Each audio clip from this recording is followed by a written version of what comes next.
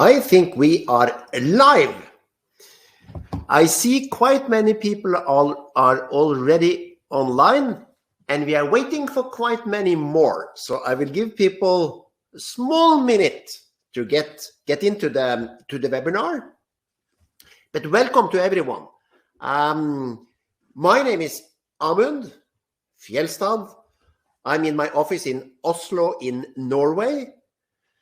And I'm the founder of Yong, Y-O-N-G. And what we do is to help young people create a great career and a happy life. And I have invited you all to a 1-hour webinar. And I see some people saying hello in the chat. That reminds me that the chat is open. So you can all use the chat. If you have a comment or a question, please use the chat. I will also address questions in the chat the last 15 minutes of this 1-hour call. So I'll go through briefly the background for this, but we have promised you what we call an action-packed 1-hour webinar. And it's about how you build your career. I have 2 guests today, and these are 2 very exciting guests with a lot of experience and skills that you will learn from. So I'm so eager to talk to them. But I'll set up a little bit the scene before we ask the first guest to join in about 15 minutes from now. We have another guest, and then I'll wrap it up and I answer some questions that you have in the chat the last 15 minutes. So that's the setup for the call. I still see people are coming on, so we'll give people another minute to come on to the call. But as I said, I founded a company called Yong. And this company, I did that because I wrote a book and published a book in Norway called The Career Book. And this book is a practical manual for young people that want to build what I call a good career. And I will define what I mean by career, because a lot of people are put different meanings to that word. And we realized when we talked to young people actually all over the globe as research for the book, that the need to understand how to build your career in a good way is huge. So we decided to set up a company. We have built an international learning platform, and we help young people navigate their careers in a good way. So that's what me and my team at Yong are doing. Now, I use the word career, and I don't know how you would define that word, but I'll give you our definition. With career, what I mean is to create a meaningful work life. I mean that a career is a place where you get your potential out. So career is not about becoming a leader, a millionaire, a company owner. Well, for some people, that's okay. But for most people, this has to do with creating a meaningful work life where you get your potential out. And a work life that you will look back on one day with a big smile on your face and thinking, this journey couldn't have been better. That's career.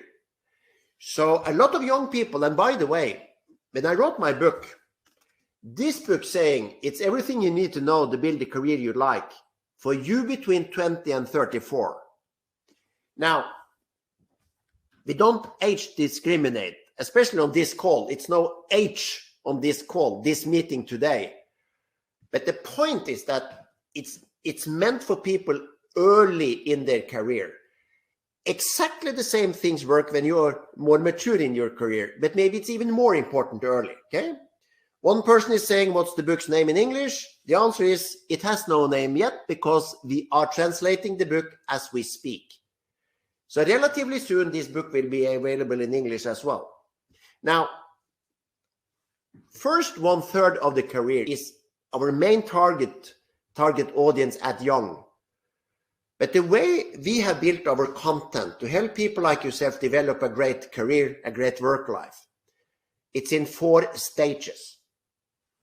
First, understand your direction, your motivation, your values. Uncover those values early, because that's your direction. So that's the first stage.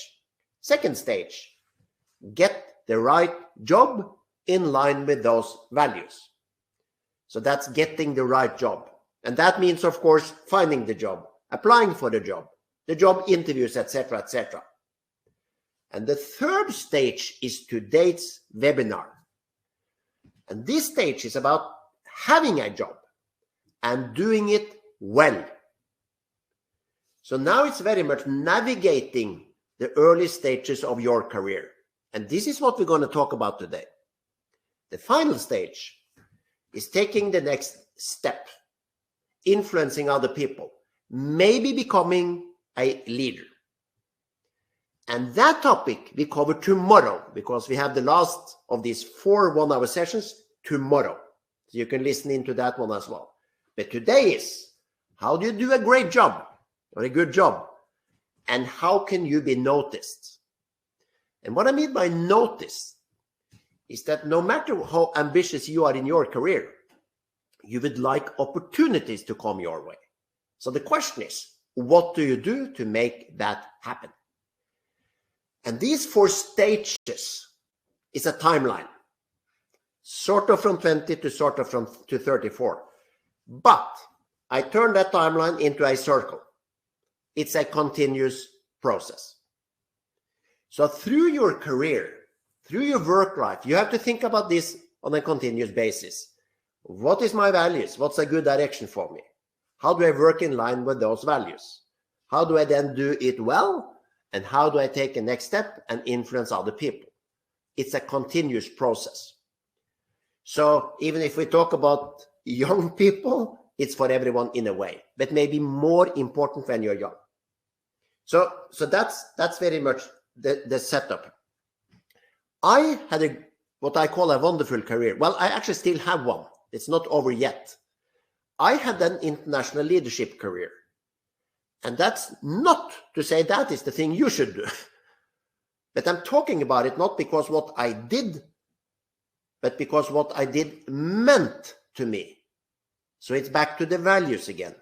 And now what we want to do is to guide young people globally, so we can help all of you create a great work life for you as well. Now, our clients are people like yourself through webinars, on our website, yongcareer.com. You can take our courses. You can sign up for free information.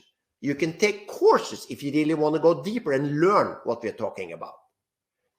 We do training sessions, etc., etc. So that's for the individuals. We also help companies that want to attract and retain young people, young talent. We help the companies build good programs with our content. So we have individual clients, company clients. In this conference, I'm talking to you as individuals. Individual people that want to build a great work life, a great career. So that's how we do it here. Now, the setup is in about 5 minutes, one guest will arrive on the call.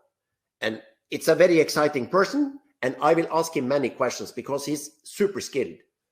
I'll talk to him for 15 minutes. Then I have another guest, a very exciting person too. And I'll talk to her for 15 minutes. And then I will wrap it up. Before I have the guest on, the practicals again. Please use the chat. I'll answer questions at the end of on the 1 hour in the chat. I also like to tell you all that when people think about building a good work life, it's so many things, it's so many opportunities, and that is in itself a little challenging. Most of what you need is a learnable thing. You can learn to build a great career. And what I mean is that, for example, let's say you are in the first job. A relatively simple thing like having a good relationship with your leader is unbelievably important. because the leader can see talents in you, open doors for you, help you grow. Or the other way. How to create that relationship with your leader is a learnable thing. Just the fact that if you are a young person, new in a job, what I'm saying is that you could think that it's the leader's job to relate to you, to build that relationship. It is, but it's also your job to build a relationship with that person.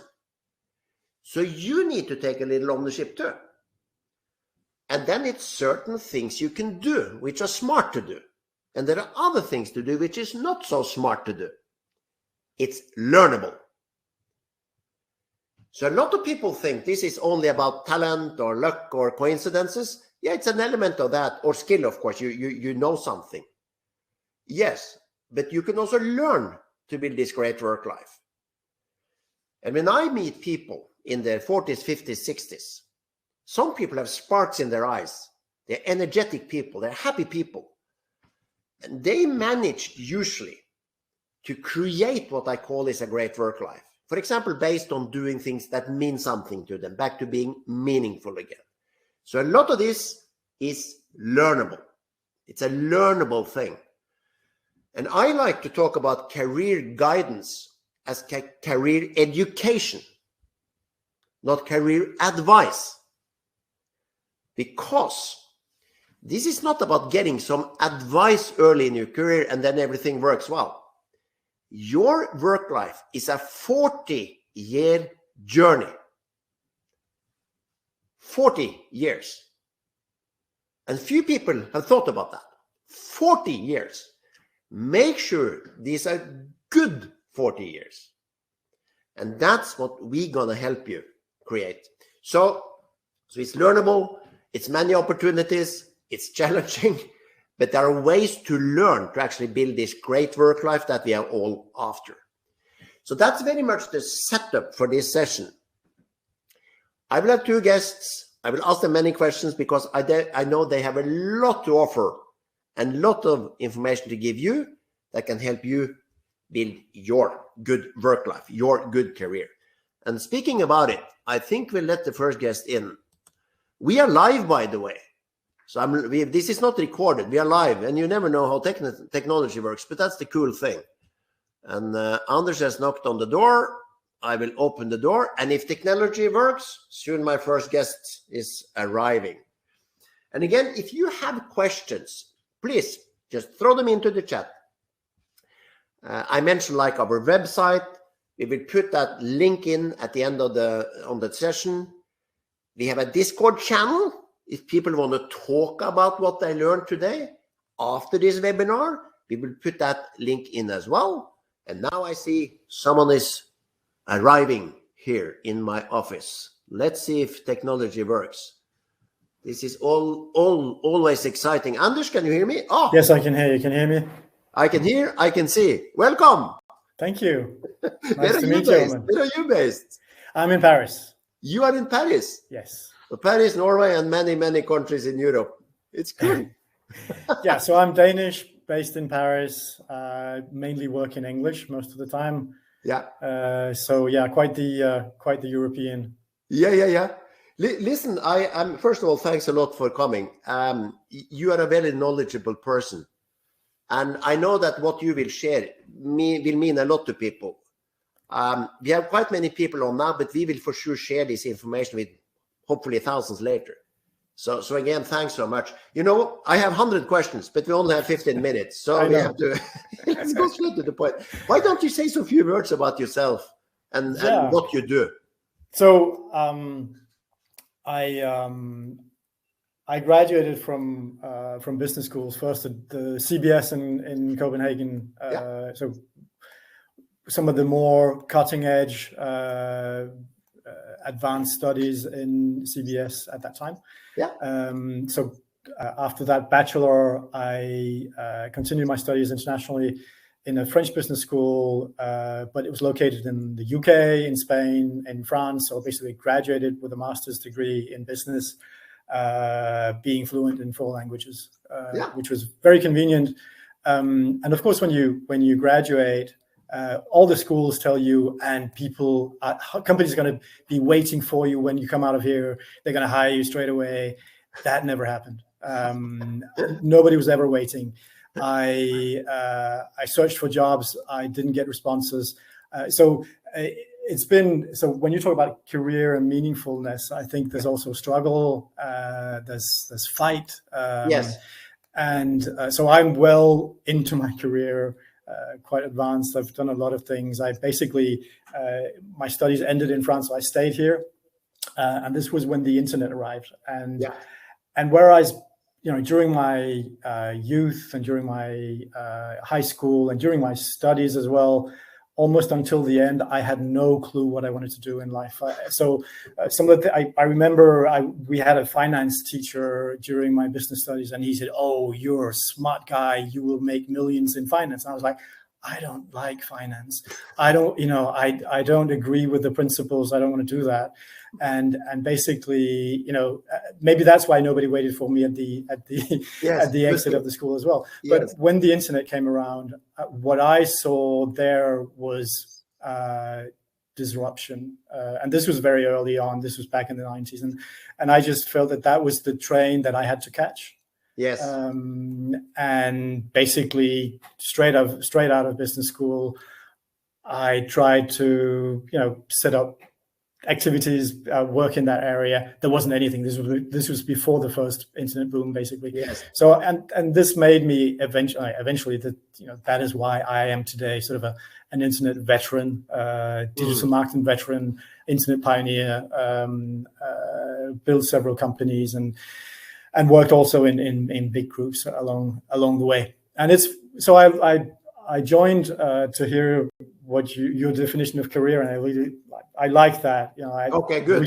Recently, so I have a very good friend of mine is in finance, and he had a big party, and I met some people, and one person there said, "Okay, guys, so who's the most successful guy in today, right?" And he expected everybody to be in finance, and I remember what I said to him was, "Well, how do you define success?" Yes. And it comes back to what you just said about meaningfulness, and it's really not about money. I think if there's one thing I'm proud of is that I am not divorced, that I have 4 children, that I've seen them grow up, that I've been able to be with them, and at the same time I've created companies, and I've had sort of what you would call sort of a high level career, I guess. Yes. Now, I am always curious when I meet people like you. What is a moment that influenced your career? When you look back, was it some sort of tipping point or some sort of moment? You mentioned a little bit now, but when yeah. I mean, so I don't know if it's a specific moment. I think it was sort of an awakening of. So when I was 12, my brother taught me to do programming with one of the first kind of microcomputers in a language called BASIC. Yes. So I was always interested in computers and technology. My dad was very early, had one of the early PCs, with a black screen and green letters on it. Yeah. And I was very into that. So that was interesting. And then I studied marketing, business administration. So there was suddenly there was this mix of, there's the marketing dimension, there's the technology. It wasn't programming. That was not what I didn't study programming. I didn't want to become a programmer. But sort of that background of understanding technology, of having learned marketing, sort of that there was a mix at one point where I said, well, actually, I wanted to change the world, right? As a young person, I wanted to change the world, make it better. Yes. And the internet had the potential to to make changes. So suddenly I saw those 3 things come together: disruption, marketing, technology, and I knew that I wanted to do something in that world. So that's a moment. The second moment, I guess, was when I graduated from business school, and I was based in France, and I was like, okay, what do I do now? Do I go home? I sort of put that in brackets. Do I go home to Denmark and sort of start over? Hadn't been there for 3 years and didn't have a place to live. Could go back to my parents in a small town up in the north of Jutland, or do I stay in Paris with no money? Yes. No anything. Yes. But with a sort of a beginning of a network of people. And that's what I did. And so sometimes, and and this is interesting, sort of a funny story, but in those first years, I basically started out with another internship. I was hardly paid any money for the work I did. Yes. I wanted to learn. I wanted to build skills. I wanted to build network. And the story also goes that over the next 4 or 5 years, I basically doubled my salary 4 times or 5 times. So, and this goes from, I started really low. I mean, the trick is to start low, and then you double, and then I doubled again and double again and double again. And actually very early on, I think, before the internet first boom and the first crash as well, I had come to a situation where I was extremely well paid, had a way too high responsibility and title for my age. And that also became a problem, but it's sort of a funny story, right? So, it is. Now, these are interesting. Now, if we go to kind of advising young people, I mean, what exactly can young people do to grow in their career? I know it's a monster huge question, but a couple of things. No, but so I think the way the world looks today, I think you always need to be learning. Learn in whatever job you do. Or job or non-job. I mean, job or activity or whatever.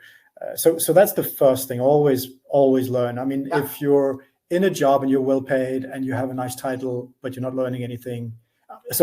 But that's a personal thing. I can't live without learning. I can't live without moving. It's a good advice. So that's one. I would say always be learning. If you want to build a career, you need to learn, and especially the way the world changes today, keep learning. It's so easy as well. I mean, you can learn anything online. Yes. The second thing I'd say is, and this is more complex, but be the architect of something.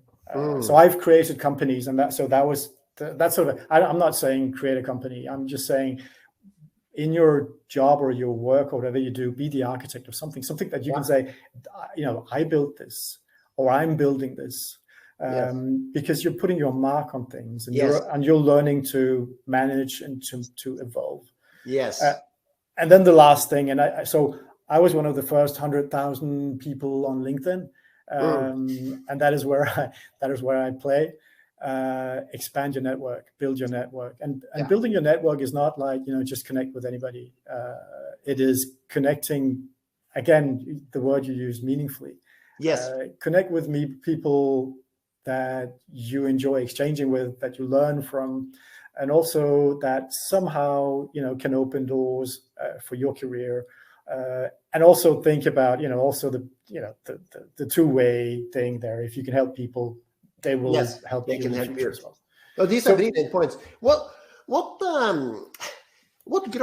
growth opportunities do you see young people miss?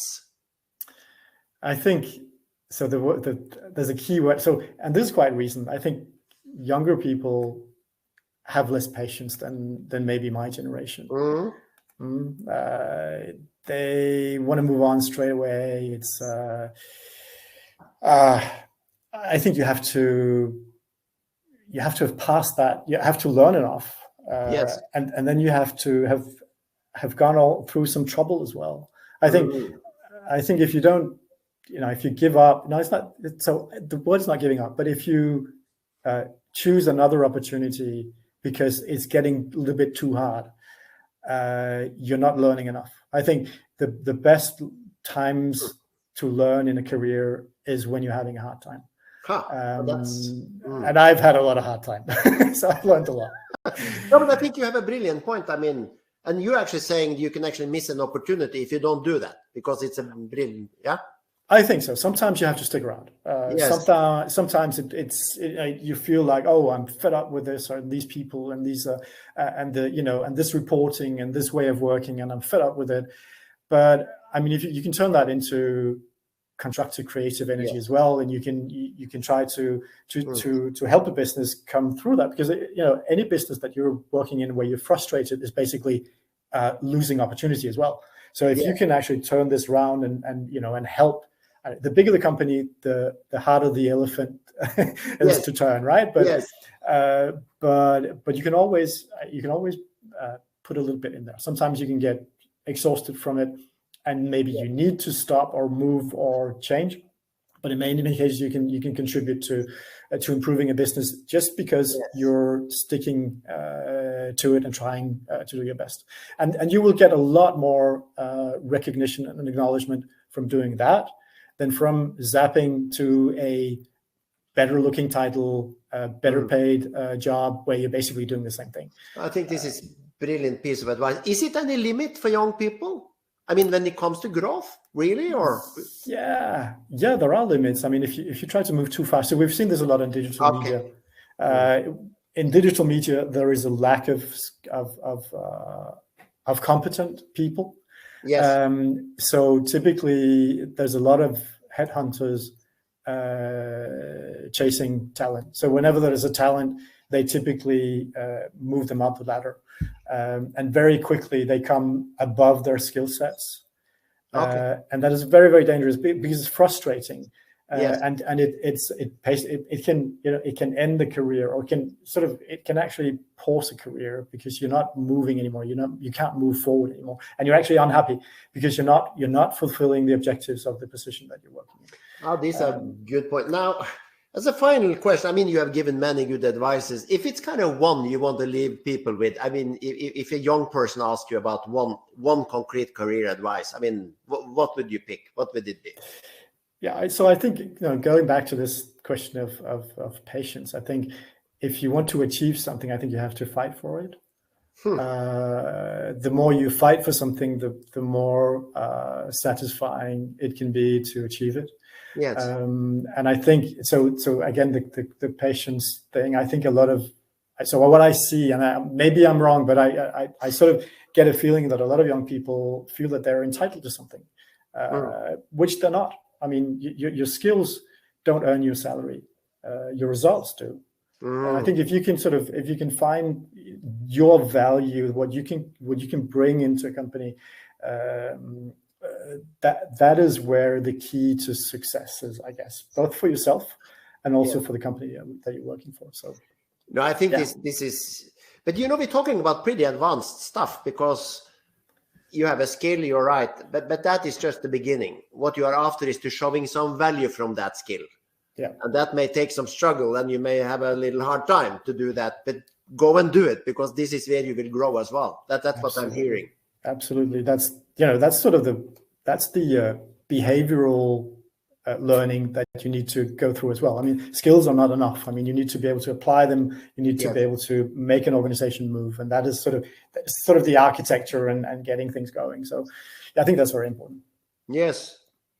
When you advise young people, do they tend to agree with you, or do they say, you know what, I don't have that patience, or, do they agree, or do they start to discuss with you when you give this type of advice?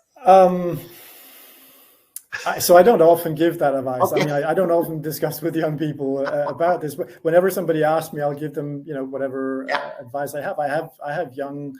So my children, or my kids are not kids anymore. They're sort of in that stage of looking for their direction. So we talk about things like this, and yes, they listen. I mean, they listen to opportunity. So I'm not saying do this or do that. No, I'm saying there could be opportunity at doing this, or you could build on this, or maybe a way to move forward would be to go in this direction. But everybody has to, including my own children, they have to make their own choices. Of course, because they have to find their own passion or their own interest. And so maybe if you want one more advice is, don't go into something you're not interested in. I mean, don't make any career moves for the wrong reasons. It's a high salary can be the wrong choice.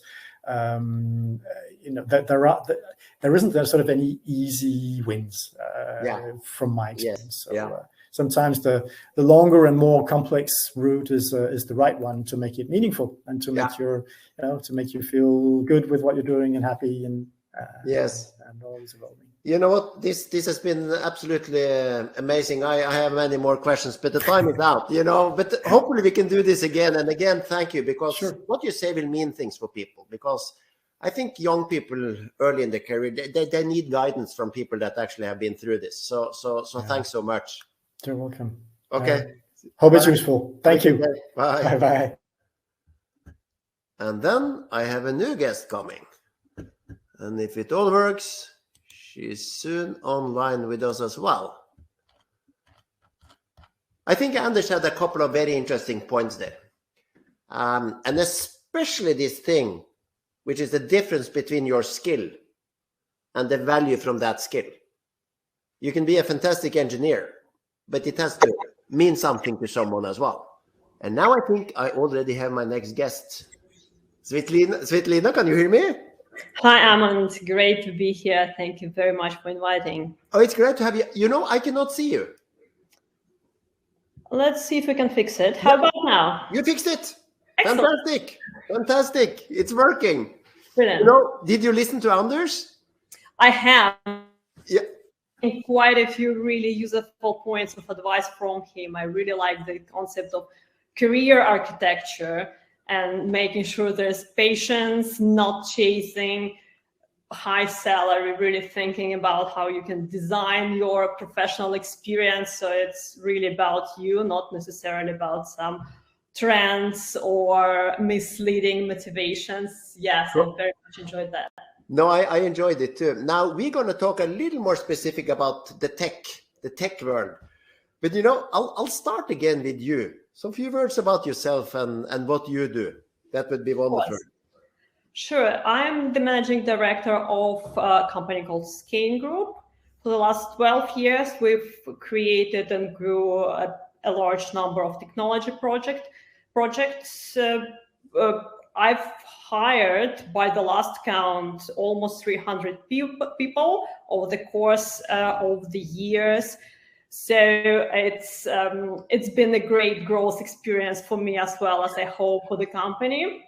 I have an MBA degree from the University of Oxford. I'm currently pursuing my doctorate research at King's College London. And yes, I'm very glad to be here. You know, I said to Anders, you know, we have lots of people here, but we will share this with many more, hopefully thousands of people. And I talk to young people all the time, and they appreciate balanced advice from skilled people. So what you're saying will mean a lot to people. So I'm glad you're here. Now, what about your career, a defining moment? Do you have like that one moment that meant something for you? It's an interesting question. I think it's, of course, always a continuum. It's very hard to pick up one moment. It's evolution as opposite to revolution. But if I had to pick one, I think the point when I realized that I don't really have to go by job descriptions that I'm given to.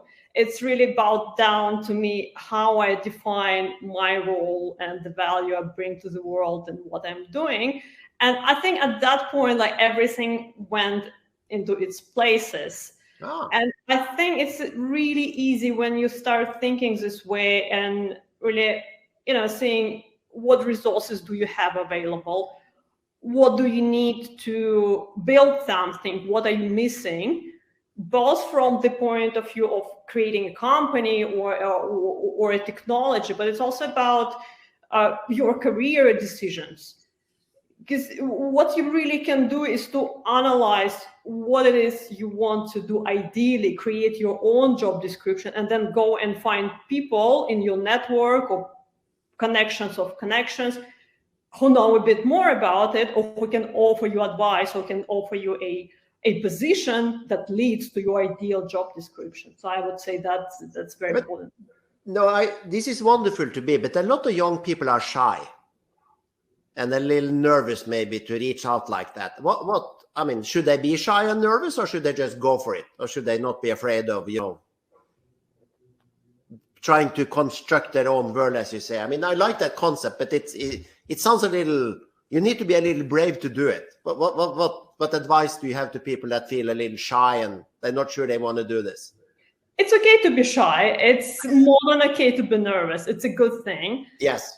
But at the same time, of course, you need to work on that, but not in the way like, oh, I'm going to be really obnoxious and I'm going to be pushy and things like that. It's really, I guess, coming back to understanding what it is you're really passionate about. I know it's very standard thing to do, but I think there's a lot of going on with this definition. So I would say it's really about figuring out what it is you're passionate about, and then just enjoying it by researching more, understanding what people in this space are doing, just acquiring more knowledge by employing your passion. And then it will become more organic when you reach out to a person, not like you're trying to stalk them on LinkedIn somewhere, but just really seeing that they're doing something amazing you really want to be a part of, and you just tell about that. You share that, saying, yeah, this is fantastic. I actually have some relevant experience to that. So yes. You know what I'm hearing? I like this a lot, because what you're also saying is that when this is really you, when it's coming from inside, it's more real. It's not a sales trick. You're not. You probably are perceived as a real honest person with an interest, and I think most people like that. Yeah. Yeah, and just putting on my employer's hat, that really comes through in candidates when someone comes and shows that passion. And my two favorite questions in the interview: what are you going to do in 5 years' time, and how do you see yourself, and why do you want to work at our company? Right. So these two questions, I gathered, are some of the most uncomfortable for many people. And they're like, I probably, I just looking for a job sometimes, and it's, I applied for the interview, and that instantaneously categorizes candidates from someone who just looking for a job and you're one on their long list, and someone who really excited to just have this chat. I'm not even calling it an interview, to have this chat about a particular area of knowledge or expertise or function.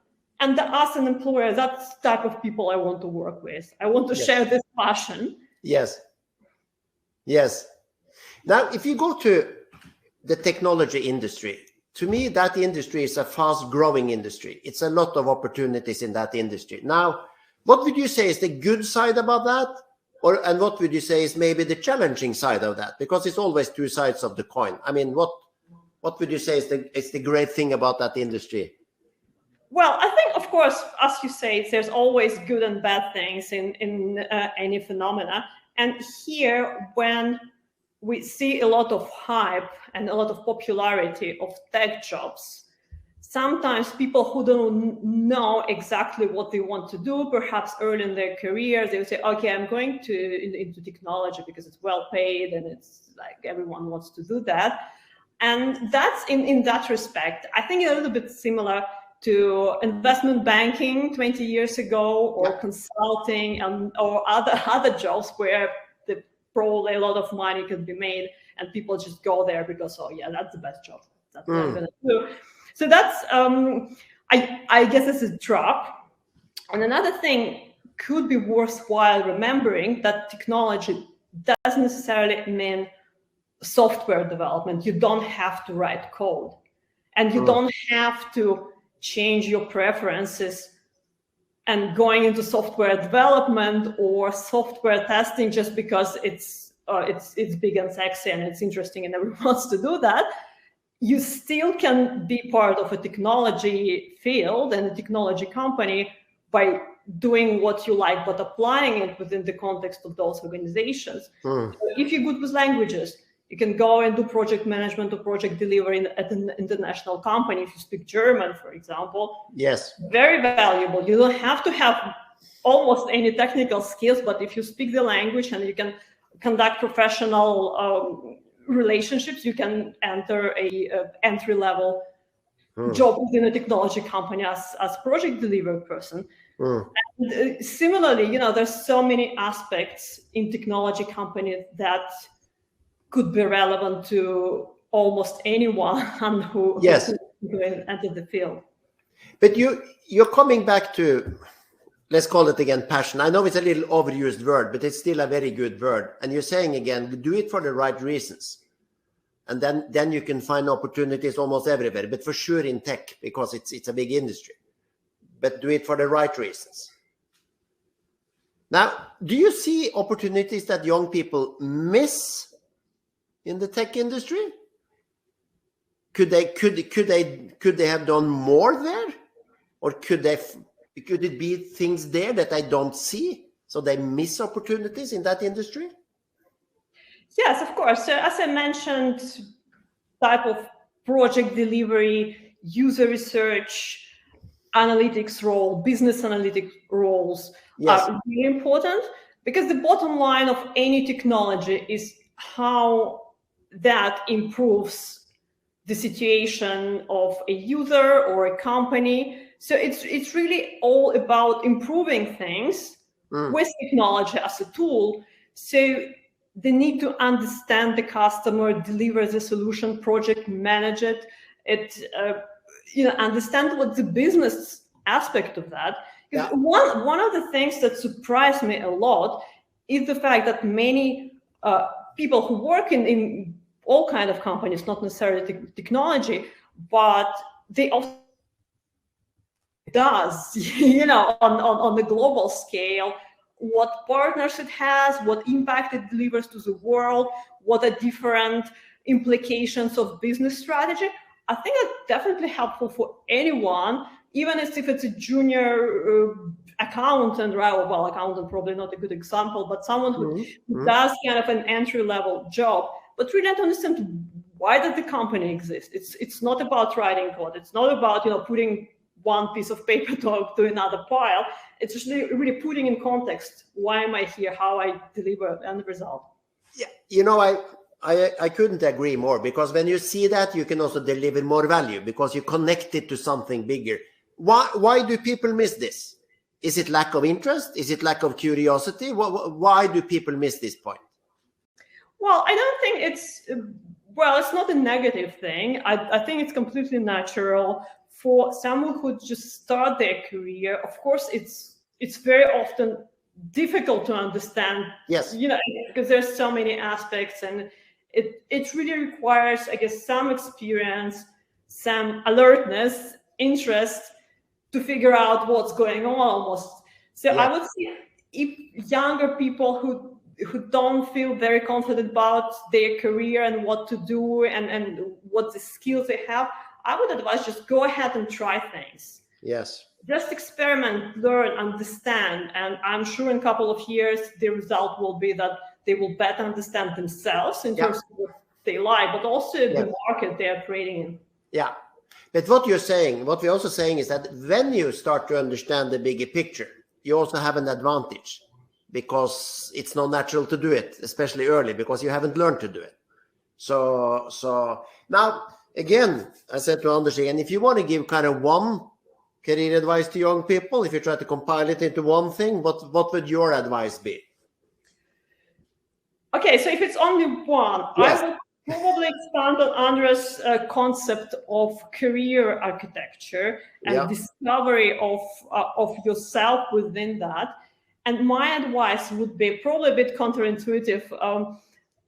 When you think about the ideal scenario for yourself, what you like to do, I would suggest when you start creating this ideal job description, just try to feel what makes you experience happiness and satisfaction, just referring back to your past experiences. Don't think about money or like analytical frameworks and concepts and job description. Think, okay, what were the situations I really enjoyed? Did I enjoy the day when I could just shut myself in the room and spend time working on my project? Or do I really enjoy when people say thank you to me when I deliver a good quality work? And what type of work is it? And to just feel what makes you happy. And 100% in that experience, you understand what are actually the directions you probably would need to go to improve on that experience you had in the past. Yes. I think this is a learnable thing, but people need to learn it, and I think they need to listen to people like yourself that actually have been through this. So you have the experience. My experience is that people tend to be a little too shy, and maybe they should try more. Also making some mistakes. It's part of learning too, and everybody makes mistakes. So maybe they shouldn't be so afraid and asking those questions. And as you said, go ahead and try. I absolutely subscribe to the notion of free will, meaning that it's really about myself who determined what happens in the world. And for everyone, it's really what happened in their world is defined by their action. And it's really to go into trouble. There's difficult economy and things are complicated, and no one invites me for interviews and many other things. But once you realize it's really you are under control, things may get easier. Based on the right drivers, the right passion. Well, I guess passion will come if you take this control over your career. Yes. Svitlana, it has been absolutely fantastic to talk to you. Thank you so much, Amund. Great speaking with you as well. I really enjoyed that. Yeah, and hopefully we can do it again and spread the word even more. So thanks so much, and have a wonderful day. And you too. Thank you. Okay, take care. Bye. So that was the two guests, and I will try to wrap this up a little bit. I think some of the advice we got here was absolutely amazing. And even if today's topic was not passion, they both spoke about this passion. Figure out what you like to do. Svitlana said, what makes you happy? She even said, visualize a little bit. Think back and think forward. What made you happy? And how can I create a world that is mine? They talked about career, architecture. What a fantastic word. And I know if you are very young, this may sound a little hard to do. But the real trick is to understand what you like to do and be a little bit brave and go and do things and test things. And I got some questions in the chat about, I'm shy, I'm nervous, what do I do? First of all, it's very natural to be shy and nervous. We all are shy and nervous in certain situations. It's not you, it's the way we work as human beings. But when you realize that when you try certain things and, for example, it doesn't work, that's okay too. It's part of learning things. Suddenly, it's not so dangerous to go and do it. But what they said was that, first of all, try to do this in your mind. Create your world, your architectured career, work life. What a nice concept to do. You can sit in a chair and do this. The other thing I noticed, and you noticed if you paid attention to what I said too, was that you can be an engineer, for example, in tech, like Svitlana was talking about. Or you can be a designer, you can be a carpenter. Now, obviously, you need to be a good one. If you are an engineer, be a good one. If you are a designer, be a good one. If you are an architect or a carpenter, be a good one too. But that was not what they discussed. They talk about all the other things outside that box of your skill, your competence, like dreaming up, like trying out, like being aware, like learning from people. And this brings me to where I'd like to wrap this talk up. When you think about creating your dream career or a great work life, that meaningfulness that I also mentioned many times, you need to go out of that box of what you do. So if you are that engineer, be a good one by all means. But there are other things around that engineering thing or that design thing, that carpenting thing, that means a lot to your career as well. There are certain traits, there are certain skills that you need to apply to build that great work life. And I'll give you some few from Yong's content. And these skills and traits may sound a little simple. They are extremely important. For example, are you a good listener? If you wanna do a great job someplace, a simple thing like your listening skills is so important. Why? Because when you listen well, you pick up more. For example, someone says something, you get it. But you don't only get the words, you may get the background, the meaning. You understand that bigger picture that we talked about. So when you listen well, you learn more, and learning is a good thing. So it's an obvious reason you want to be a good listener, but it's more to it. When you show others that you listen to them, they will feel listened to, and that's a relationship thing. So it's more than only learning things. People will like you more in a way when you listen well to them. Now, what is good listening? First of all, be present. You want to be there. You cannot sit and think about other things. When your eyes start to drift, you are perceived as a non-listener. You use your body language. You look at people when they speak. You nod when they say something. Now you prove you're listening. You have your notebook and you take some notes when people speak. Now you prove you're listening. This may sound simple, but I guarantee you, this is a tool to actually build that good work life.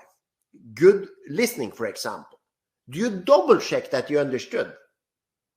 If I ask some of your friends or your colleague or your leader, if you work someplace, if you are a good listener, will they say yes? Or will they say, pretty good, or maybe not so good? You can call it a trait, you can call it a skill, but that is small pieces that will actually help you build that great career. Here is another thing connected to what I said. Ask if things are unclear. If you're early in a job, do you actually dare to do this? You sit there and listen to someone speak, and you don't get it. Are you brave enough to actually ask? You say, you know what? I'm not sure if I understand. Can you please repeat or give me some details? Or are you brave enough to say you don't get something? This is another small piece. Because when you show that you are a little brave, it's a good thing and people will like it. It's not like a bad thing. It's not a weakness. It's actually a strength. Do you dare to make mistakes? A lot of young people early in their career, they are afraid of making mistakes. And I understand that. We don't like to make mistakes. But the only sure way to not make mistakes is to do absolutely nothing. And when we try things, we will make mistakes. Everybody is making mistakes. Every person on the planet is making mistakes.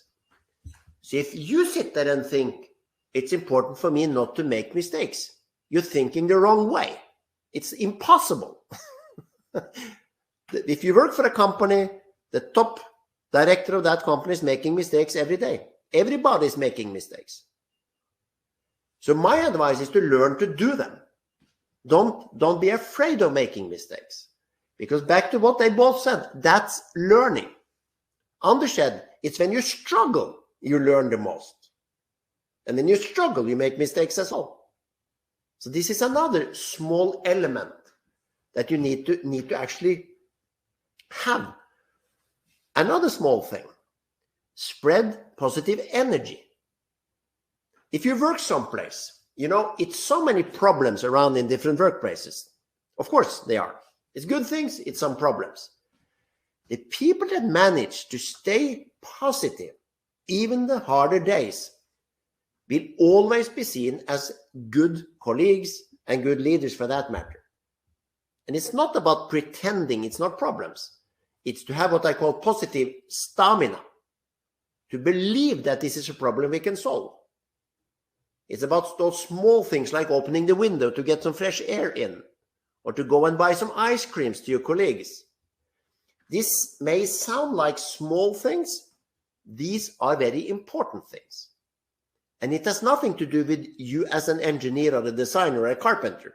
It's around that thing. Still extremely important. I'll give you another one. How well do you understand what's going on around you in the workplace? They talked about this in different words. For example, someone are discussing something. They end up in an argument.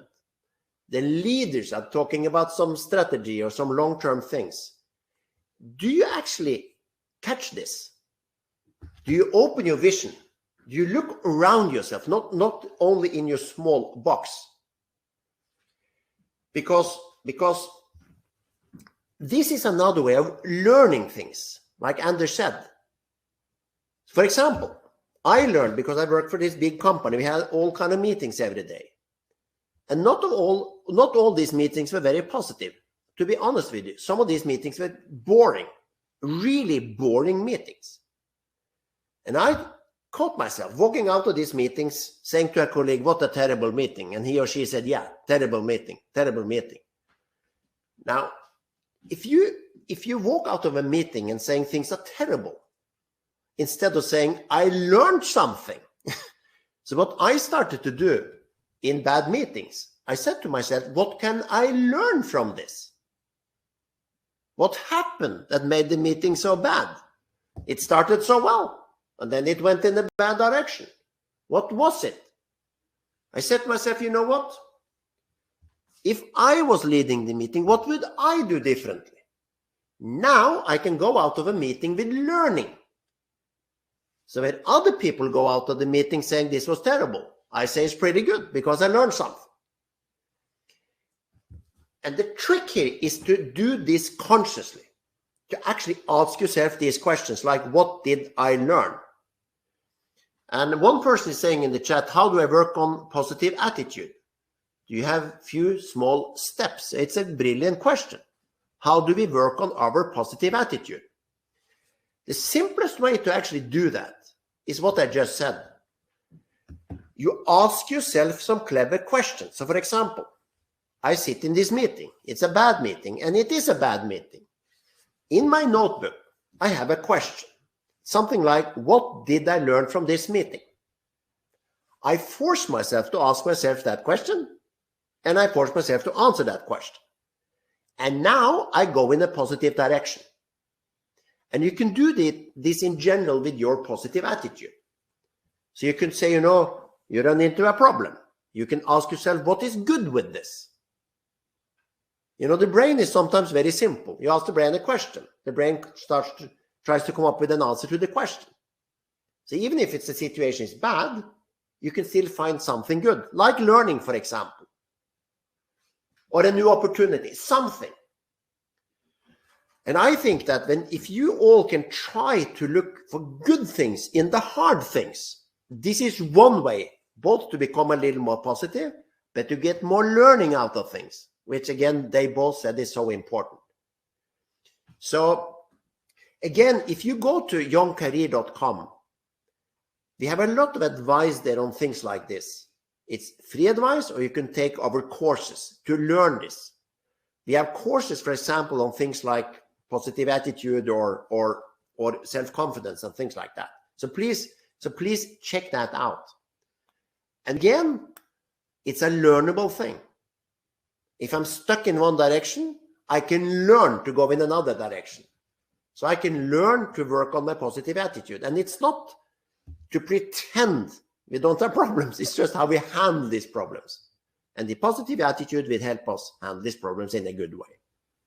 So I just see that my colleague put the link into the chat. We will also put the link to the Discord channel. If you want to open that and chat with other people after this call, feel free.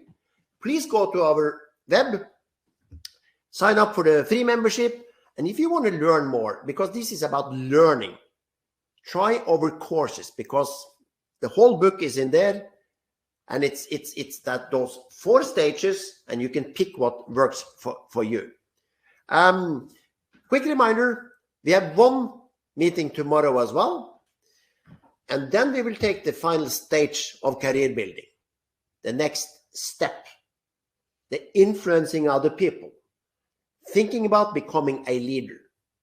So if you are keen to learn more about how to influence people around you, to take that next step in your career, either in what you do or becoming a leader, please check us out on LinkedIn so you get all the details and sign up for tomorrow. That's the final of these 4 one-hour sessions, webinars on how to build this great career. And whatever you do, follow your passion. That was learning today. Thanks so much for listening in, and I may see you again tomorrow or later. Have a wonderful day.